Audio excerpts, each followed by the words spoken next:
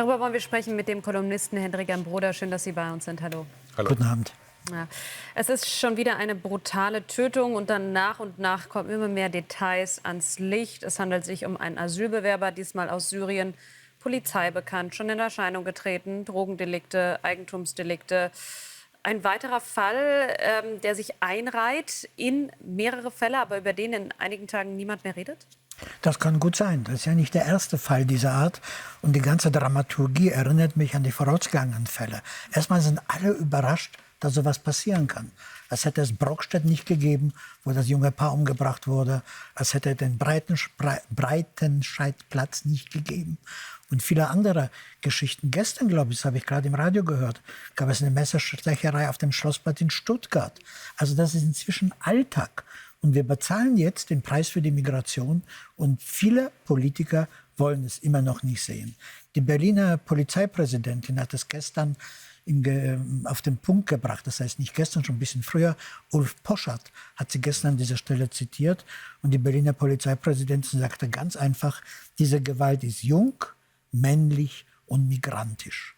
Migrantisch finde ich ein gespenstisches Adjektiv. Wissen Sie, wenn es um den Migrationshintergrund geht, wird viel Unsinn und Unfug getrieben. Das ist ein Euphemismus, Migrationshintergrund. Ich habe auch einen Migrationshintergrund und bin jederzeit bereit, ihn in den Vordergrund zu schieben. Aber ich habe noch nie das Gefühl, den Wunsch oder das Bedürfnis gehabt, jemanden umzubringen. Das sagt allein gar nichts. Naja, ich weiß nicht. Wenn es mit Nachrichten so weitergeht, könnte da noch was auftauchen. Vielleicht. Ja.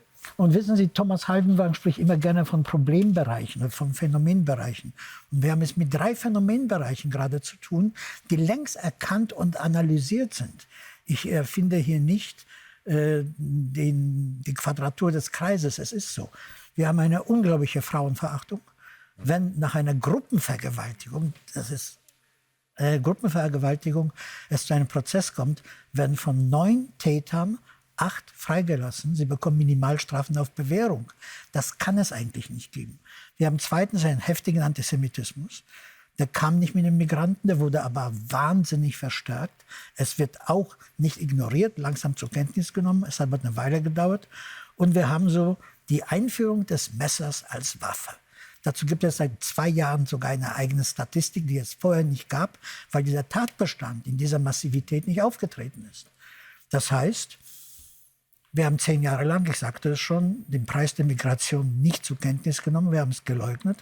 Und heute wird es langsam zugegeben. Übrigens, die Berliner Behörden weigern sich immer noch, die Vornamen der mutmaßlichen Täter herauszugeben, weil es natürlich einen Unterschied macht, ob einer Manfred oder Mustafa heißt. In jedem Fall auch in der öffentlichen Wahrnehmung natürlich auch. Und natürlich, weil dann eben der Finger auch in die Wunde gelegt wird.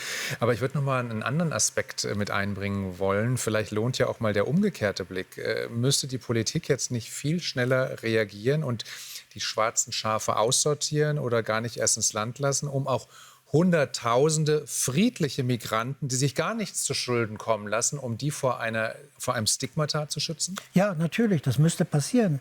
Das hätte längst passieren müssen.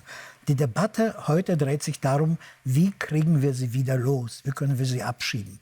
Und die Abschiebeaktionen waren alle ein absoluter Versager. Da wurden Flugzeuge für 12 Leute gescheitert oder für 20. Die Frage müsste heute wirklich lauten, wenn auch mit einiger Verspätung, wieso haben wir sie überhaupt reingelassen? Wenn ich aus Amerika nach Deutschland zurückfliege, werde ich trotz meines deutschen Passes gefragt, ob ich hier lebe. Nicht, da wird geprüft und geguckt und der Pass 10-mal umgedreht. Und in anderen Fällen, wo ein Verdacht gerechtfertigt wäre, passiert es nicht. Ich kann mir das auch nicht erklären. Außer, dass man am Anfang eine Sünde begangen hat, nämlich die Grenzen für alle aufzumachen. Und dass man heute, Sünden kann man nicht rückgängig machen. Das ist ja auch das Schöne an Sünden. In dem Fall ist es aber das Schreckliche.